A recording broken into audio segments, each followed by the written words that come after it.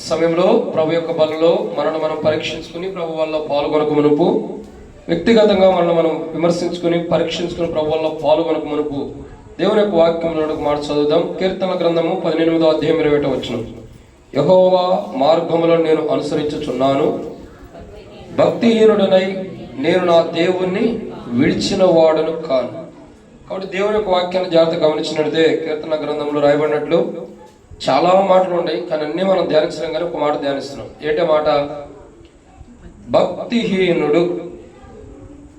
So భూమి మీద ఆరాధన చూస్తూ వచ్చాం కదా. భక్తిహీనుడు ఎలా ఉన్నాడు? భూమి మీద ఎలా ఉంటున్నాడు? దేవుని ఎరగని వాడుకుంటున్నాడు, దేవుని కృపను దుర్వినియోగపరుచుకుని వాడుకుంటాడు, దేవుని దృష్టిలో అసహ్యమైన వాడుకుంటాడు, అంతేనా?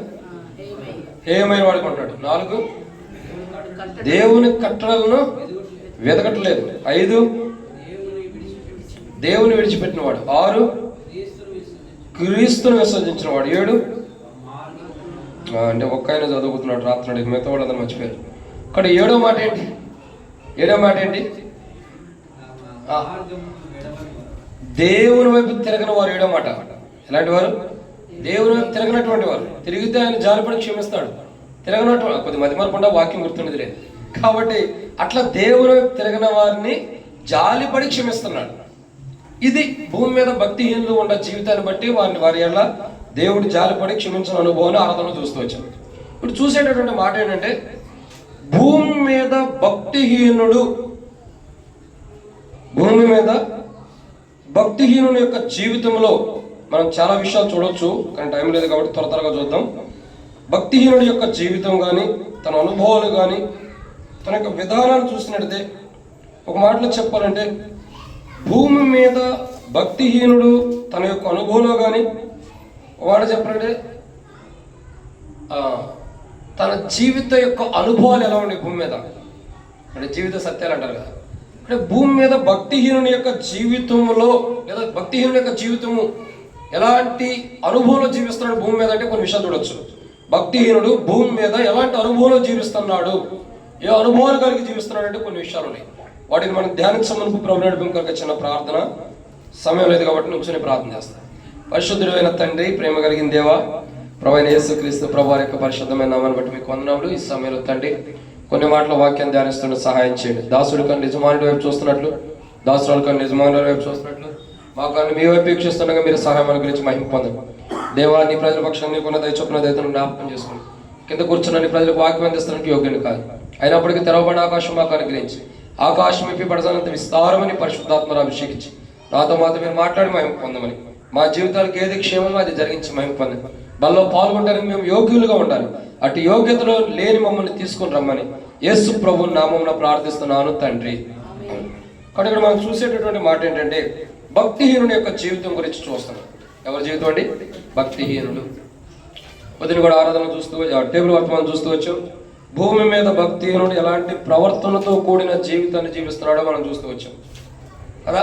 దాంట్లో 7 విషయాలు గుర్తుండే ఆ స్వార్థదేశంగా మర్చిపోయి ఉంటారా? సరే, ఇప్పుడు చూసేటటువంటి మాట ఏంటంటే అనా గుర్తుపెట్టుకో ప్రవృత్తి, పెళ్లి చూపులకి వెళ్ళిన తర్వాత అదే ఇంపార్టెంట్. కాబట్టి అబద్ధం ఆడకూడదు. కాబట్టి దేవుని యొక్క వాక్యాన్ని చూసినట్టయితే కొన్ని మాటలు క్లుప్తంగా ధ్యానిద్దాం. ఎందుకంటే నాకు సమయం లేదు కాబట్టి నేను కూడా హైదరాబాద్ వెళ్ళాలి రేపు, ఈ రోజు కాదు, తొందరగానే ముగించేద్దాం. దేవుని యొక్క వాక్యాన్ని చూసినట్లయితే భక్తిహీనుడు భూమి మీద ఏ అనుభవపూర్వకమైన జీవితాన్ని జీవిస్తున్నాడు, ఏ అనుభవంలో ఉన్నాడు భూమి మీద. భక్తిహీనుడైన వాడు భూమి మీద ఏ అనుభవంలో ఉన్నాడంటే ఒక 7 విషయాలు చూడొచ్చు. 7 కూడా ఎట్లాగా త్వరగా ముగించేద్దాం. నా జీవితం ఎప్పుడు 28 నిమిషాలకి ఒక మెసేజ్ కంప్లీట్ అయింది లేదు. సాల్మోన్ అన్న కండిషన్ మీద కంప్లీట్ అయింది. సరే, ఇప్పుడు కూడా అట్లా కంప్లీట్ అయింది. రండి, మొట్టమొదటిగా చూసినట్లయితే భూమి మీద భక్తిహీనుడు అయిన వాడు ఏం చేస్తున్నాడు, ఏ అనుభవపూర్వకమైన జీవితాన్ని భూమి మీద కలిగి ఉన్నాడంటే 7 విషయాలు చెప్పొచ్చు. ఏ అనుభవాలు ఉన్నాయి, ఈ పనికిరాని అనుభవాలు, కానీ వీటినే మనం చూస్తాం. ఏ అనుభవం మొట్టమొదటి చూస్తున్నట్టయితే రండి మనం దేవుని యొక్క వాక్యాన్ని చూసినట్టయితే సామెతల గ్రంథం 15వ అధ్యాయం 28వ వచనం. సామెతల గ్రంథం 15వ అధ్యాయం 28వ వచనం. నీతిమంతుని మనసు యుక్తమైన ప్రత్యుత్తరం ఇచ్చుటకు ప్రయత్నించును, భక్తిహీనుల నోరు చెడ్డ మాటలు కొమ్మరించును. కాబట్టి మొట్టమొదటి చూసినట్టయితే భక్తిహీనుల యొక్క నోటి గురించి మనం చూస్తున్నాం. పొద్దున్న చూసిన కోణం వేరు, కానీ ఈ కోణం వేరు. భక్తిహీనుల నోరు ఎలా ఉంటుంది చెప్పు పృథ్వీ? తెలుసా ఎవరైనా భక్తిహీనులు? పరిచయం ఉందా? కొండ ఎక్కువ ఉందని చెప్పాలి. సరే, భక్తిహీనుని యొక్క జీవితం చూసినట్టయితే తను నోరు ఏ అనుభవం ఉంటాడంటే తన నోటి మాటలు చెడ్డ మాటలు కుమ్మరించే వాడుకున్నాడు, చెడ్డ అనుభవంలో జీవిస్తున్నాడు. భక్తిహీనుల యొక్క నోటి యొక్క మాటల యొక్క అనుభవం చూడగా, తను మాట్లాడే మాటల యొక్క అనుభవం చూడగా ఎలాంటి మాటలు కుమ్మరిస్తున్నాడు? ఇప్పుడు మేమే మాటలు కుమ్మరిస్తున్నాం. అయితే ఓకే, మీరు కూడా అదే అన్నారంటే కొంచెం ప్రాబ్లం అయిపోయింది. కాబట్టి దేవుని సన్నిధిలో మంచి మాటలు కుమ్మరించబడుతున్నాయి. దేవుని ప్రజలైన వారు చెప్పే మాటలు మంచి మాటలు కొంటే, దేవుని దాసులు చెప్పే మాటలు మంచి మాటలు ఉన్నాయి. కానీ భక్తిహీనుడి యొక్క నోటి నుండి ఏ మాటలు కుమ్మరించబడుతున్నాయి? చెడ్డ మాటలు. నీళ్లు ఒక బిందులోని పట్టుకుని బిందులో నుంచి కిందకి కుమ్మరించేటప్పుడు ఎంత స్పీడ్గా నీళ్లు వస్తున్నాయో అంతకంటే ఎక్కువగా భక్తిహీనుడి యొక్క నోటి నుండి చెడ్డ మాటలు కుమ్మరించబడుతున్నాడు. మనుషులకు ఏది ఇష్టం చెప్పండి? మనుషులకు ఏ మాటలు ఇష్టం? చెడ్డ మాటలంటేనే బాగా ఇష్టం. మంచి మాటలు ఎవడంటాడు? నువ్వు మంచి మాటలు చెప్పు, ఒక రా నీ దగ్గరికి. చెడ్డ మాటలు చెప్పు, ఊరే ఇక్కడ ఉన్న వాళ్ళు మొత్తం వచ్చి నీ దగ్గర కూర్చుంటారు. ఒక తెర తీసుకొచ్చి, ఒక బొమ్మ తీసుకొచ్చి, ఒక ప్రాజెక్టర్ తీసుకొచ్చి, ఒక ల్యాప్టాప్ తీసుకొచ్చి సాల్మన్ అన్న ఓ సినిమా యాత్ర రమ్మన్నాడు అనుకో, ఎప్పుడు రానాడు కూడా వచ్చాడు కూర్చుంటాడు. ఈ రోడ్డు మొత్తం నిండిపోయింది. అని దేవుని నమ్మండి, పరలోక రాజ్యం ఉందని చెప్పని దేవుని గురించి 4 మాటలకు తెరేసి స్క్రీన్ వేసి చూపించాడు అనుకో, ఒక్కడు రాడు. అంటే మానవుడికి ఏమి ఇష్టం ఉంది? ఇప్పుడు చెడ్డ మాటలకే మానవుడు ఎక్కువగా తరుస్తున్నాడు, చెడ్డ మాటలకే మానవుడు ఎక్కువ మక్కువ చూపిస్తున్నాడు, చెడ్డ మాటల మీదే మానవుడు ఎక్కువ మనసు పెడుతున్నాడు. ఈరోజు చెడు మాట్లాడేవాడితో చెడు మాటలు అలవాటు పడి, చెడు మాటలు ఇష్టపడి, చెడు మాటలు వినటానికి మక్కువ ఎక్కువ ఉంటే అసలు నువ్వు బల్లబడ పాల్గొంటాను కూడా యోగుడు కాదు. మన నోటి నుండి వచ్చే మాటలు ఇంపార్టెంట్, మన నోటి నుండి వచ్చే ప్రతి మాట ఇంపార్టెంట్. కానీ ప్రతి మాట కూడా మంచి మాటలు ఉండాలి, ప్రతి మాట కూడా యథార్థమైన మాట ఉండాలి. వాళ్ళే వర్తమానం చదువుతున్నట్టు రాగమని కాసేపయ్య. కాబట్టి మానవులమైన మన నోటి నుండి వచ్చే ప్రతి మాట కూడా మంచి మాటలకు ఉండాలి, మంచి మాటలకు ఉండాలి. అనేకులకు పురుకొలిపి మాటలకు ఉండాలి, అనేకులకు ఆశీర్వాదకరమైన మాటలకు ఉండాలి. కానీ భక్తిహీనుల యొక్క మాటలు చూడగా చెడ్డ మాటలు పలుకుతున్నారంట. చెడ్డ మాటలు పలికేవారు ఉంటాడు. ఆ చెడ్డ మాటలు అంటేనే మానవుని హృదయానికి ఎంతో ఇంపుగా ఉంది. ఎందుకు ఇంపుగా ఉంటుంది చెడ్డ మాటలు అంటే? ప్రభు చేతుడికి వస్తాడు కదా, ప్రభు చేతుడు ఆదికాండం 6వ అధ్యాయం చూడగా 6వ అధ్యాయం చూసినట్టే మానవుల బాల్యం నుండే వారి ఊహలు, వారి తలంపులన్నీ కూడా చెడ్డవి.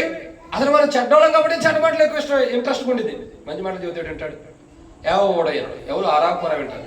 కానీ ఈరోజు మనం గమనించాల్సిందంటే ఒక భక్తిహీనుడు మాటలు చెడ్డ మాటలు పలికేవాడుకుంటాడు.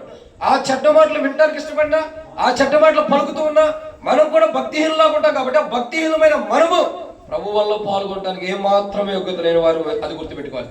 అయితే ఈ భక్తిహీనమైన జీవితం ఏడన్నా ఉంటే, ఒకవేళ చెడ్డ మాటలు పలికే జీవితం ఉంటే, చెడ్డ మాటలు వినేటటువంటి జీవితం ఉంటే, ఈరోజు పల దగ్గరకు రాకమునిపే ఈ వాక్యం వింటున్నప్పుడే యేసు ప్రభువా నేను చెడ్డ మాటలు పలుకుతున్నా, చెడ్డ మాటలు పలికే జీవితం నాకుందా, అది వినటానికి ఇంపుగా సబ్బుగా అయినవాడుగా నేను ఉంటున్నా.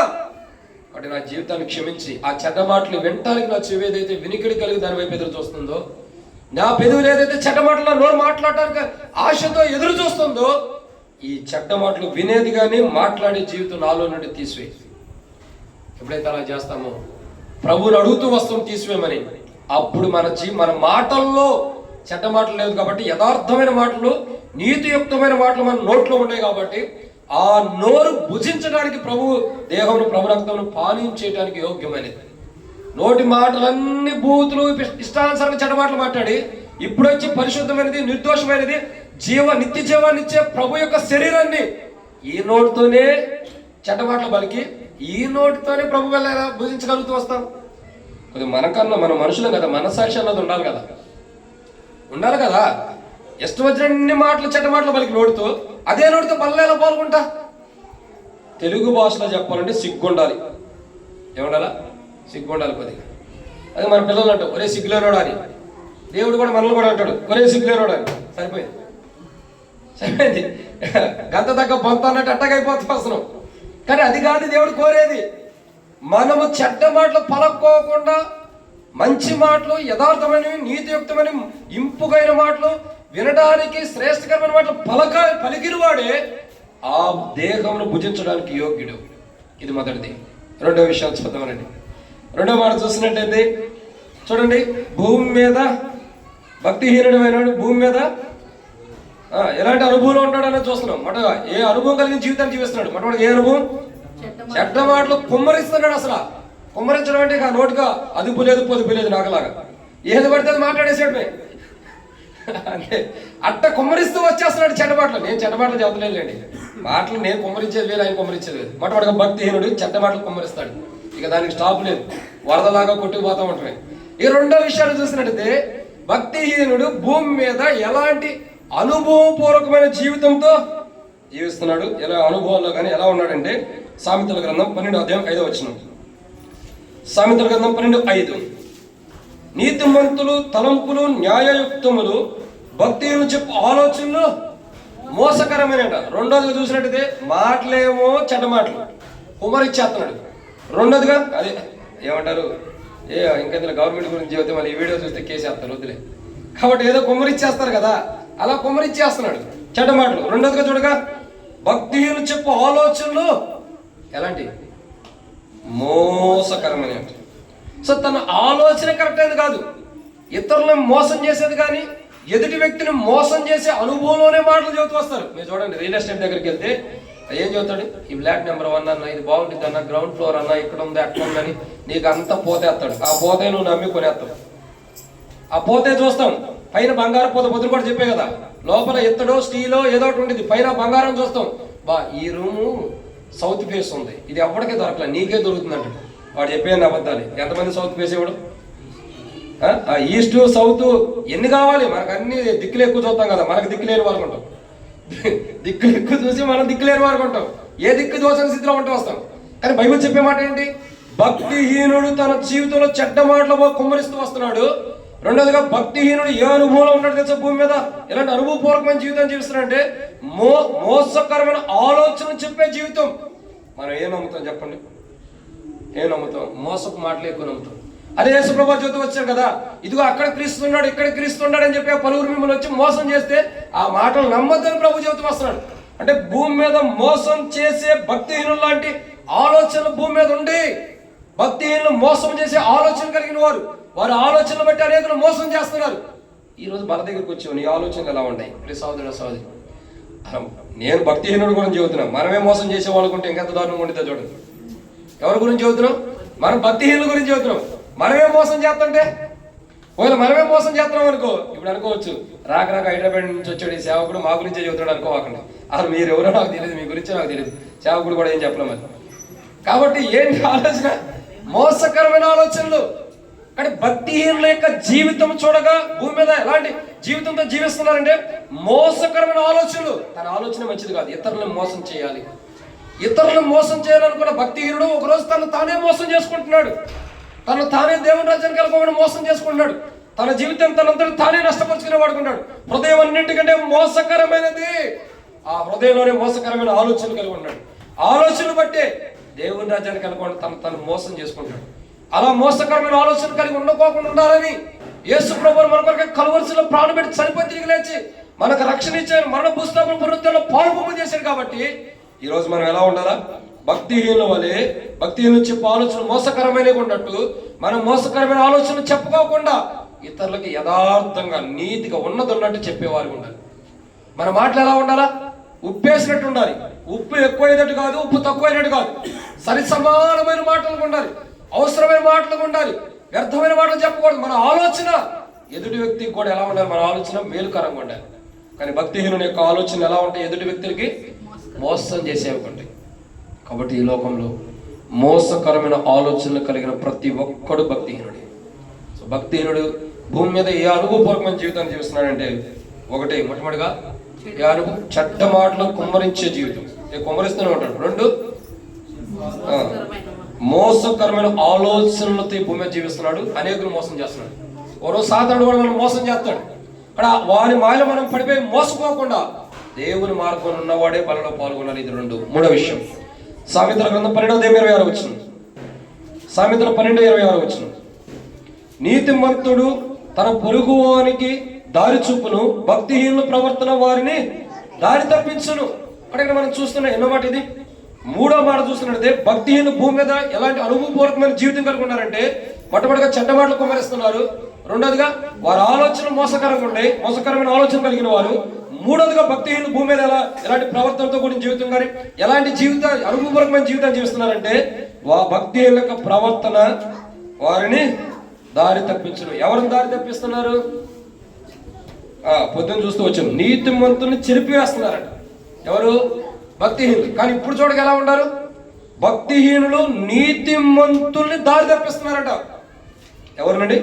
భక్తిహీనుల ప్రవర్తన నీతిమంతులు దారి తప్పిస్తుందంట. సో భక్తిహీనుడు భూమి మీద ఎలాంటి అనుభవపూర్వకమైన జీవితం జీవిస్తున్నాడు చూడండి. మంచి అనుభవాలు ఉంటాం కూడా, మంచి అనుభవాలు ఉంటాయి. ఒకటి కూడా పనికి వచ్చేది కాదు, అన్ని మంచి అనుభవాలే. ఏంటి అనుభవం? చెడ్డ మాటలు చెబుతాం, మంచి అనుభవే. ఇంకా అనేకులు మోసం చేసే ఆలోచనలు ఉంటాం, మంచి అనుభవే. ఎందుకు ఇది పనికి వచ్చేదా? అర్థం లేని బ్రతుకు వ్యర్థం అన్నట్టు ఎందుకు పనికిరాని అనుభవాలు తప్ప ఒకటి పనికి వచ్చేది అది అర్థమవుతుందండి. మనం అంటే మన పిల్లలను కూడా అంటాం. ఏమంటాం? ఇద్దరు మోపిల్లలు ఉండాలి అనుకోండి, ఇప్పుడు అనకుండారా సరే ముగ్గురు మోపిల్లలు ఉండాలనుకోండి, వీళ్ళు ముగ్గురేనా? సరే నలుగురు, మనం 5గురు ఉండాలనుకోండి. 5గురిలో ఒకటి పనికి వచ్చేవాడు, మిగతా నలుగురు పనికిరాని వాళ్ళు అయితే ఏమంటారు? వారి పనికిరాని వాళ్ళారా, పనికి వచ్చేవాడు చూడడం వాడు ఎంత మంచిగా జీవిస్తున్నాడు అంట. అంటే అర్థం ఏంటి? పనికి వచ్చేవాడు వేరు, పనికిరాని వాడు వేరు. ఇక్కడ భక్తిహీనుల యొక్క జీవితం ఎలా ఉందంటే దారి తప్పించే జీవితం. నీతిమంతులను సైతం కూడా దారి తప్పించేస్తున్నారు. ఎవరు? భక్తిహీనులు. నీతిమంతులు నీతి మార్గంలో నడుస్తుంటే, నీతిమంతులు నీతియుక్తమైన మార్గంలో వెళ్తుంటే, నీతిమంతులకి లేనిపోయిన కలగొలపోయినటువంటి మాటలు చెప్పి నీతిమంతులను కూడా ఏం చేస్తున్నారు? దారి తప్పించేస్తున్నారు. చూడండి ఎంత దారుణమైన జీవితం. రక్షించబడిన వారు సైతం, ఏర్పరచబడిన వారు సైతం మోసగించబడుతున్నారంటే ఇదే కారణం.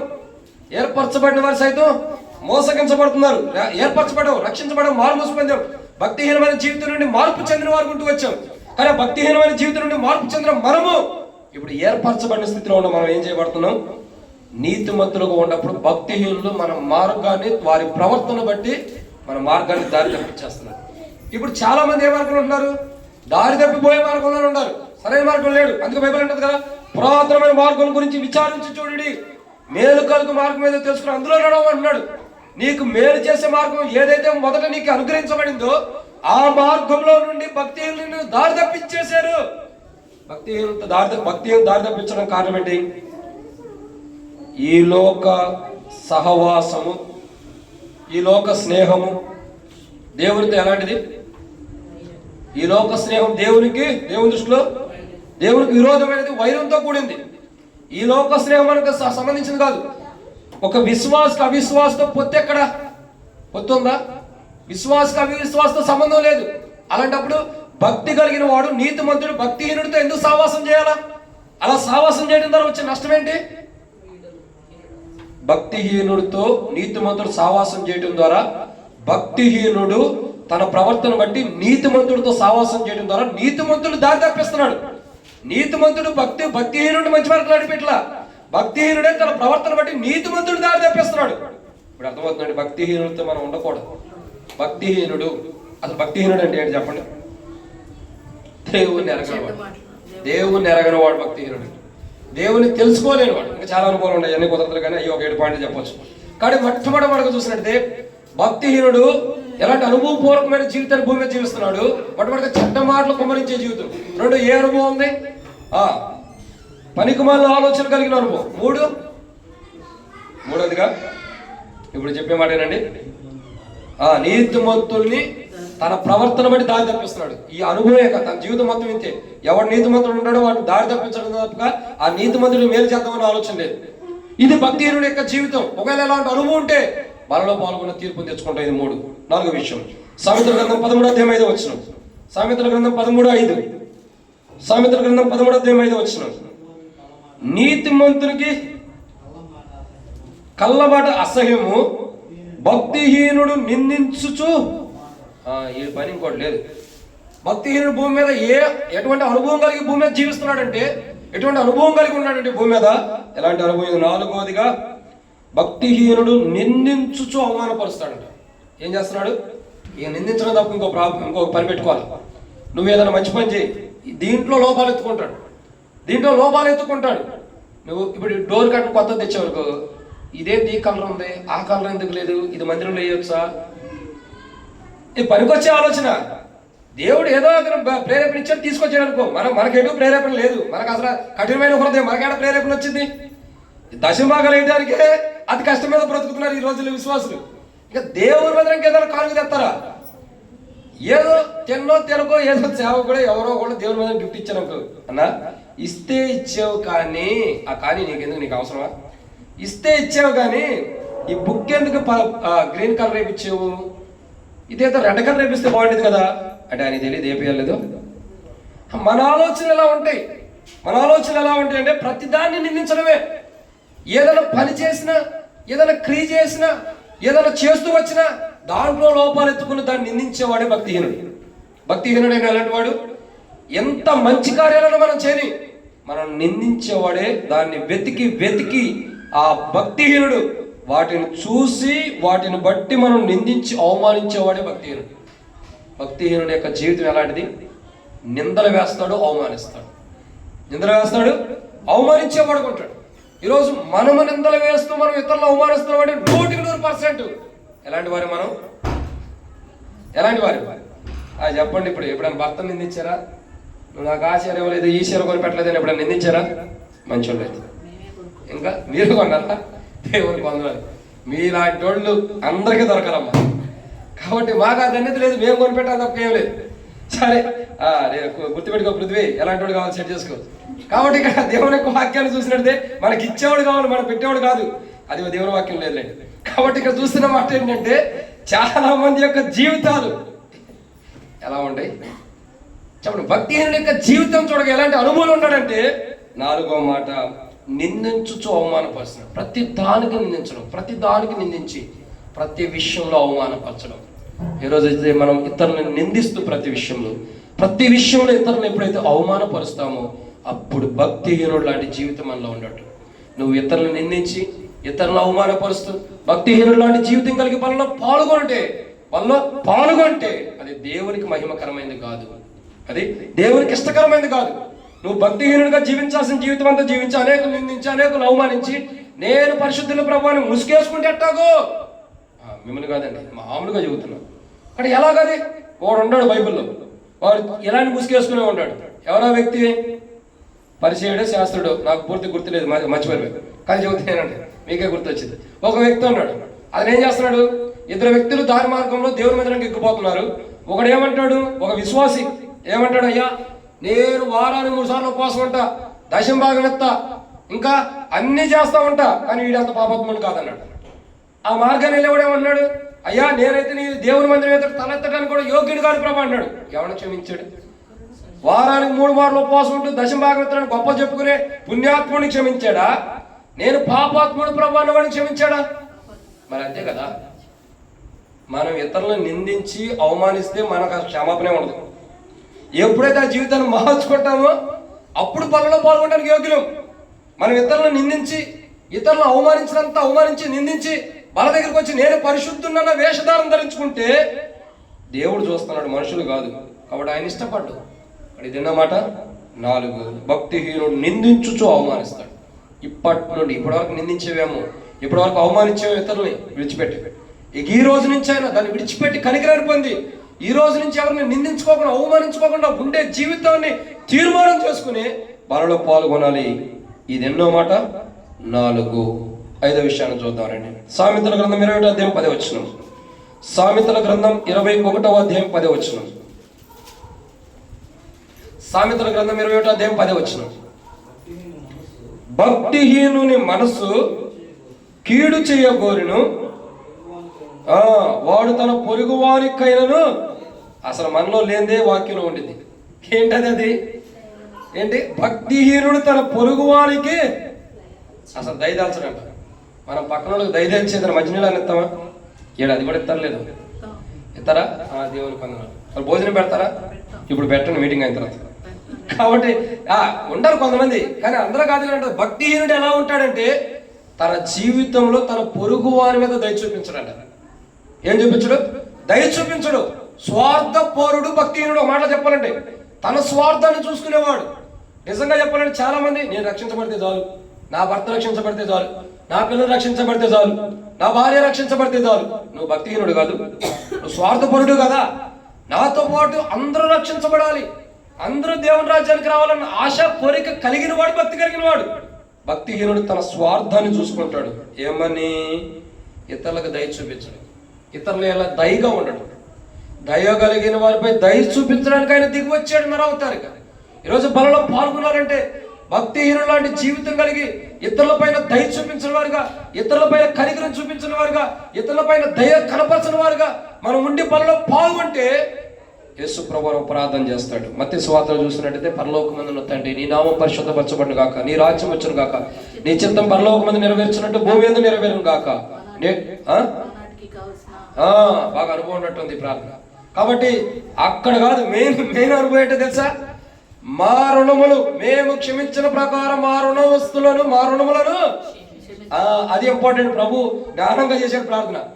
మేము ఇతరుల రుణాలు క్షమిస్తే నువ్వు మా రుణాలు క్షమించు. మనం క్షమిస్తామా? అది మన రుణాలు క్షమించమాట. ఇతరుల పైన మనం దయ చూపించాం కాబట్టి మన పైన దయ అన్నది లేదు. దేవుడు మన పైన దయ చూపించాలంటే ఇతరుల ఏళ్ళ మనం దయ చూపించిన వారికి ఉండాలి. అప్పుడు దేవుడు మన ఏళ్ళ దయ చూపిస్తాడు. మనం భక్తిహీనులాగా ఉండి దేవుని దయను పోగొట్టుకుంటూ ఇతరుల మీద కూడా దేవుని దయను చూపించిన వారికి ఉంటున్నాం. దయ లేనటువంటి జీవితం. చాలాసార్లు ఎవరైనా ఒక వ్యక్తి మనం డ్యూటీ చేసేటప్పుడు సడన్గా డ్యూటీలో నుంచి తీసేసాడు అనుకో, అయ్యా నా మీద దయ లేదంట అనవా? ఎక్కడ పని చేసేటప్పుడు పనిలో నుంచి తీసేస్తే ఏమనిపించింది? దయ లేకుండా తీసేసాడే, కనికరం లేకుండా తీసేసాడే అని మనం అంటూ వస్తాం కదా. చూడండి, ఒక మానవుడు డ్యూటీ నుండి తీసేస్తే ఎలా అంటే, ఒక భక్తిహీనుడు తన జీవితాన్ని బట్టి ఎలాంటి అనుభవం ఉన్నాడో అర్థం చేసుకోండి. కానీ దేవుడు దయ చూపించడానికి సిద్ధ మనసు కలిగిన వాడు. అయితే మనం ఏం చేయాలి? భక్తిహీనుల్లాగుండి ఎవరికైనాను దయ చూపించిన వారికి, ఎవరి పట్ల కూడా దయ కనపరచిన వారికి ఉంటే, ఓ రోజు మనం ఇప్పుడు బల్లో పాల్గొన్న ఒక రోజు దేవుని రాజ్యానికి వెళ్ళాం. ఎందుకంటే భక్తిహీనులే ఇతరుల ఎలా దయ చూపించరు. నిన్ను కొట్టిన వాడిపైన దయ చూపించాలి, నిన్ను తిట్టిన వాడిపైన దయ చూపించాలి, నీ మీద సనుగులు కొనుగులు కలిగిన వాడి మీద కూడా దయ చూపించాలి, నిన్ను ఇష్టపడిన వాడి మీద కూడా దయ చూపించాలి. యేసు ప్రభువుని మనం ఇష్టపడ్డామా? అయినా మన మీద దయ చూపించాలి ఆయన. నిన్ను ఇష్టపడేవాడు కాదు, నిన్ను ఇష్టపడని వారి మీద కూడా నువ్వు దయ చూపించినప్పుడే నువ్వు భక్తి కలిగిన వాడు. ఎప్పుడైతే ఇతరులపైన దయ చూపించవో అప్పుడు భక్తిహీనులాగా ఉంటావు. అలా భక్తిహీనత కలిగి బల్లో పాల్గొంటే దేవుడు అయితే ఇష్టపడ్డావు. ఇదేనా మాట? ఐదో మాట సరే. నాకు తెలిసి 5వ మాట, 6వ విషయం చూద్దాం. సామెతల గ్రంథము తొందర ముగిస్తాడు అన్నారేమో అనుకున్నాక కరెక్ట్ అయింది. సామెతల గ్రంథము 21వ అధ్యాయం 10వ వచనం, 6వ మాట. సామెతల గ్రంథం 21వ అధ్యాయం 10వ వచనం. భక్తిహీనుడు భూమి మీద ఏ అనుభవపూర్వకమైన జీవితాన్ని జీవిస్తున్నాడంటే, 6వ మాట, భక్తిహీనుడి మనసు కీడు చెయ్యగోరును. ఏ అనుభవం ఉన్నాడు అన్న? మొట్టమొదటిగా ఏ అనుభవం ఉన్నాడు? చెడ్డ మాటలు పలికే అనుభవం ఉన్నాడు. కుమ్మరిచ్చేస్తున్నాడు. 2 మోసకరమైన ఆలోచనలు అనుభవం ఉన్నాడు. 3 ఒకరినొకరు చూసుకుంటే ఏం ఉపయోగం అన్న? నిరీక్షణ రాన్న పుస్తకంలో రాసిందన్న చదువు ఉన్నాడా లేడా? అయ్యా పృథ్వీ నువ్వేనా చదువయ్యా? అట్ట అయిపోయింది మన జీవితం. చెడ్డ మాటలు కుమ్మరిస్తున్నాడు. ఆలోచనలు ఎలా ఉన్నాయి? ఆలోచనలు సరిగ్గా లేవు. ఇంకా అది కూడా నేనే చెప్పనా? ఇంకెలా ఉన్నాడు? మళ్ళీ రెఫరెన్స్ చూపినా 15వ అధ్యాయం మళ్ళీ అక్కడి నుంచి రావాలనుకుంటా. 15వ అధ్యాయంలోనేమో చెడ్డ మాటలు కుమ్మరిస్తున్నాడు. 12వ అధ్యాయం 5వ వచనంలోనేమో ఏం చేస్తున్నాడు? ఆలోచన కలిగి ఉన్నాడు. 12:26 ఏమున్నాడు? అది కూడా నేనే చెబుతానండి. తన ప్రవర్తన బట్టి నీతిమంతుడు దారి తెప్పిస్తున్నాడు. ఇది 3. ఇప్పుడు గుర్తొచ్చిందిలేండి. 4వ మాట ఏంటి? నవ్వుతున్నా కానీ సిగ్గు చేయటి దేవుని వాక్యం గుర్తులేదండి. 4వ మాట ఏంటి? అనేకులు నిందిస్తూ అవమానపరుస్తున్నాడు. 5వ మాట ఏంటి? ఇక్కడ చెప్పుకుంటే పెట్టాము. 5వ మాట ఏంటి? ఇతరుల పైన దయ చూపించినటువంటి వాడు. ఇది గుర్తుంది దేవునికి వందనాలు.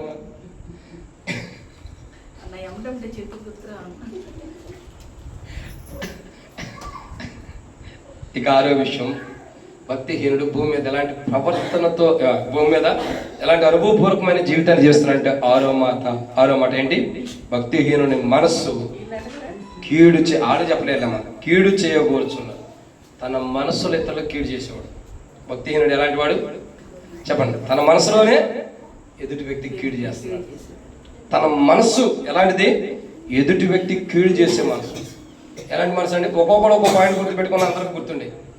కాబట్టి భక్తిహీనుని మనసు ఎదుటి వ్యక్తికి కీడు చేయకూరుతుంది.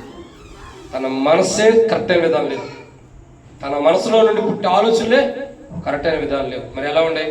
ఎదుటి వ్యక్తి కీడు చేసే ఆలోచన మనసులో నుండి పుడుతున్నాయి. చూడండి, మన జీవితంలో పుడితే దాన్ని తొలగించుకోవచ్చు, కానీ మనసులో నుండి వచ్చిన తొలగించాలంటే కష్టం. భక్తిహీనుల యొక్క జీవితం ఏంటి తెలుసా? మనస్సులోనే కీడు చేయబడుతున్నారు. అందుకే మనం చూస్తాం, బయట చూసి ఎప్పుడు నమ్మకూడదు. ప్రభు అంటాడు, మనుషుడు పై రూపాన్ని చూస్తాడు, దేవుడు అంతరంగాన్ని చూస్తాడంట. మనం చూసేది ఏంటి?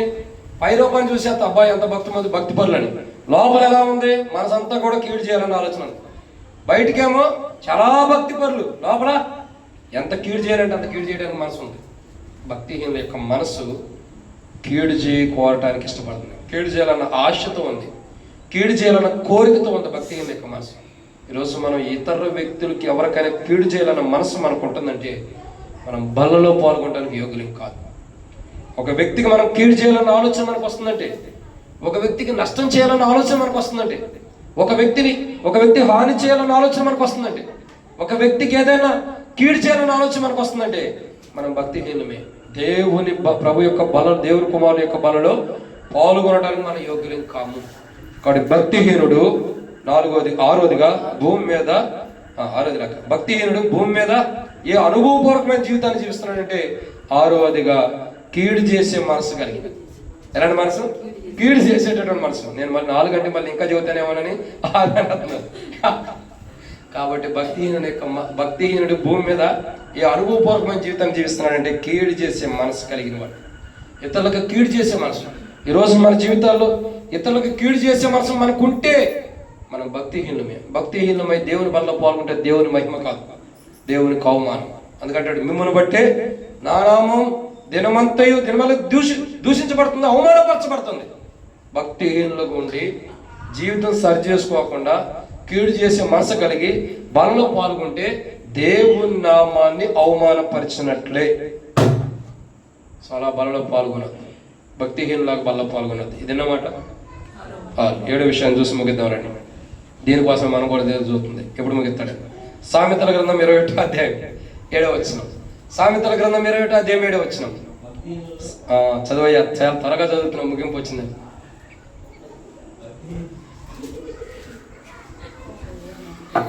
ఇప్పుడు మరో చదవాలా, ఇప్పుడు చదువుతున్నాడు. అన్న కూడా ఆ రూమ్లో నుంచి వచ్చేసాడు, త్వరగా అయిపోతుంది.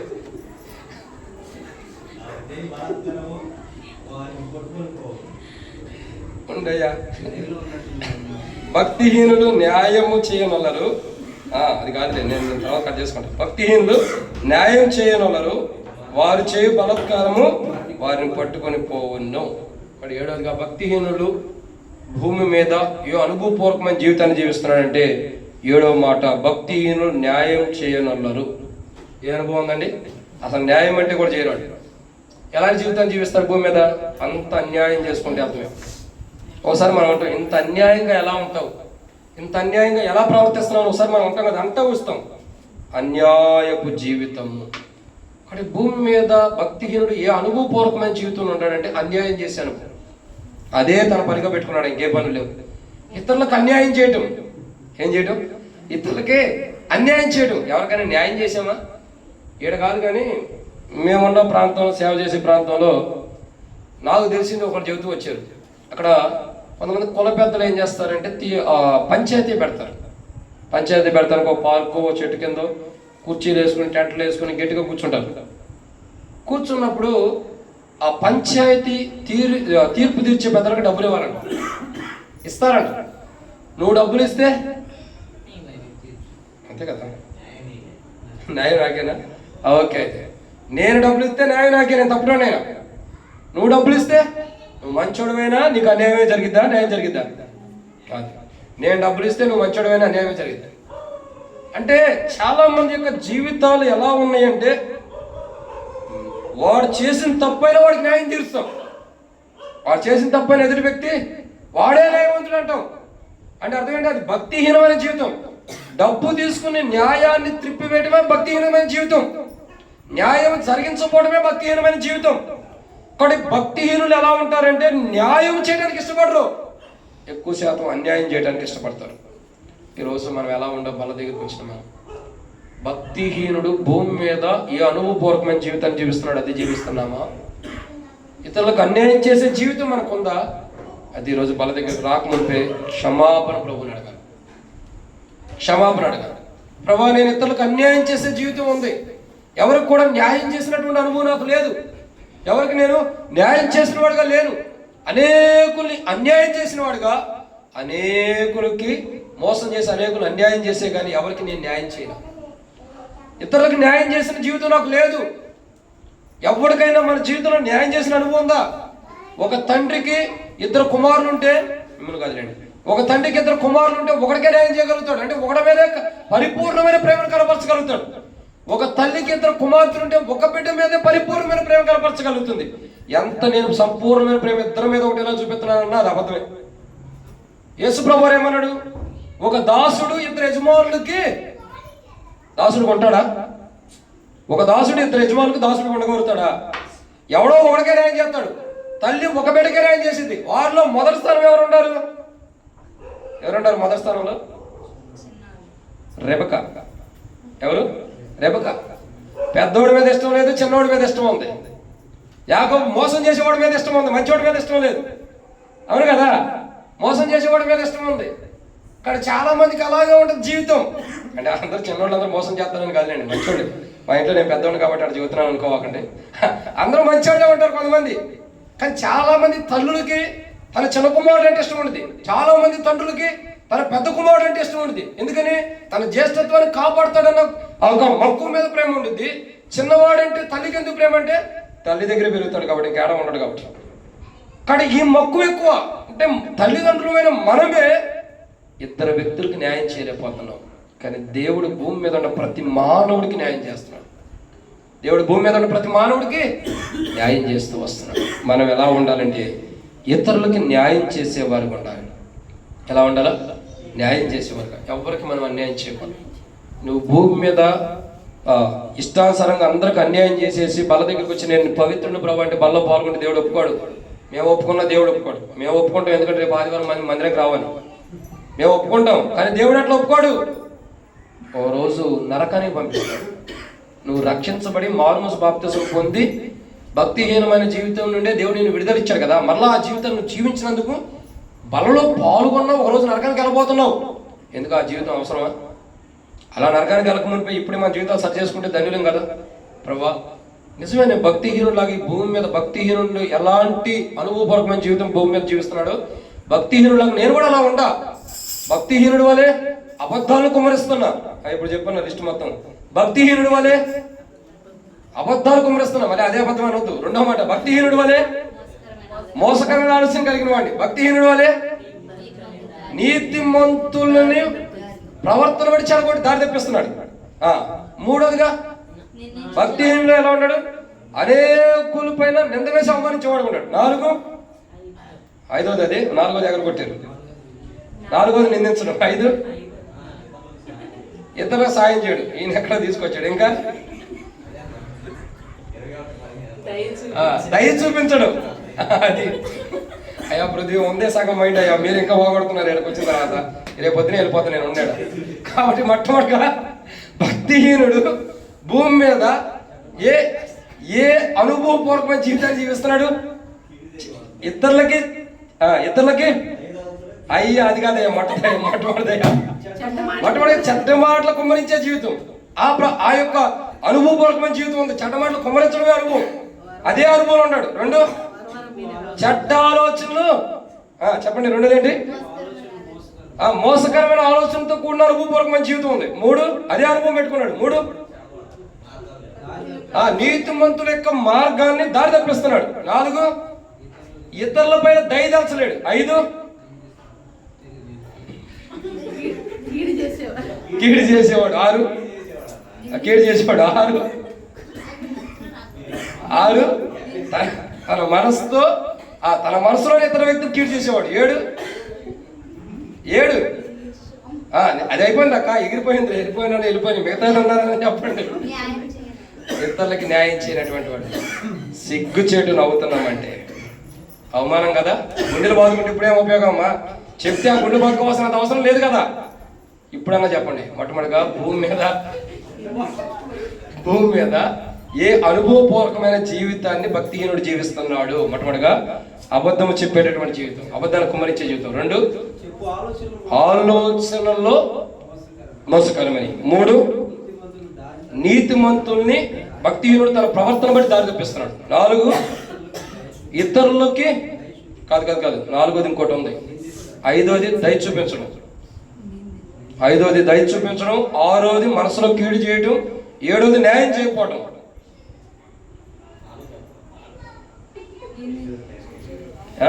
డైరెక్ట్ 5కి వెళ్ళానా? 5 మళ్ళీ మొదటి నుంచి స్టార్ట్ చేద్దాం. అంటే ఎంత వాక్యం విన్నారో చూడండి. హైదరాబాద్ నుండి వచ్చింది, మీరు మర్చిపోవడానికి వాక్యం చెప్పడానికి. చూడండి, మరి చదువుతా రిఫరెన్స్ అనేది చదువుతా. అయ్యా చూడండి, చెప్పలేదు అన్నాడు అయ్యగారు, చెప్పలేదు, నేను చదువుతా చూడండి. సామెతల గ్రంథం 15:28 వచ్చినాం. చెడ్డ మాటలు కుమ్మరిస్తున్నాడు. ఇంకా తర్వాత రిఫరెన్స్ 12:5 చెప్పుడు ఆలోచన మోసకరమని. 12:26 నీతిమంతుల్ని దారి తప్పించే ప్రవర్తన కలిగిన వారు. తర్వాత 13:5 భక్తిహీనులు నిందించుచు అవమానిస్తారు. మరి చెప్పలేదు అన్నవయ్య. 5వ మాట చూడు. సామెత గ్రంథం 21:10 ఏం చేస్తున్నారు? 21:10లో దయ చూపించినటువంటి వాడు. 21:10లోనే మనసులో కీడు చేసేవాడు. 21:7లో న్యాయం చేయనటువంటి వాడు. మరి ఇంకా చెప్పలేదు అన్నాం.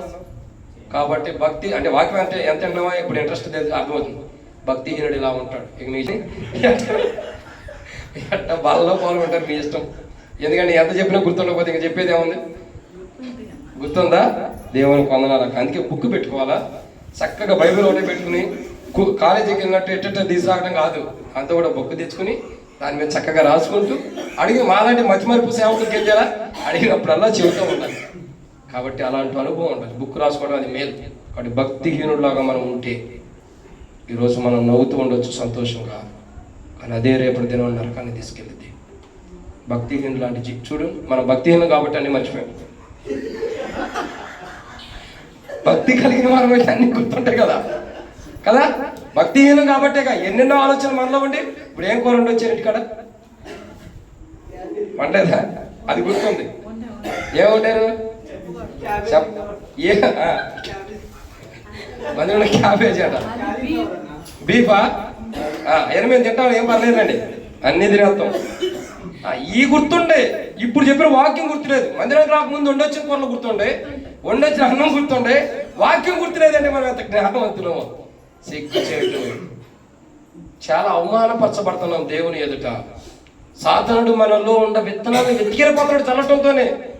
గుర్తు లేదంటే వెతికెళ్ళిపోతున్నాడు సాతానుడు. అలా కాదు క్రైస్తవ జీవితం. చాలా జ్ఞాపక శక్తితో దేవుని వాక్యంలో భక్తిహీనుల వల్ల మనం ఉండకోకుండా, భక్తిహీనులు లాంటి ఏడంత అనుభవపూర్వకమైన జీవితం ఉంటే దాన్ని సరి చేసుకుని భక్తి కలిగిన జీవితాన్ని మనం జీవించడం కొరకు ప్రభు మనకు సహాయం చేయను గాక. ఆమేన్.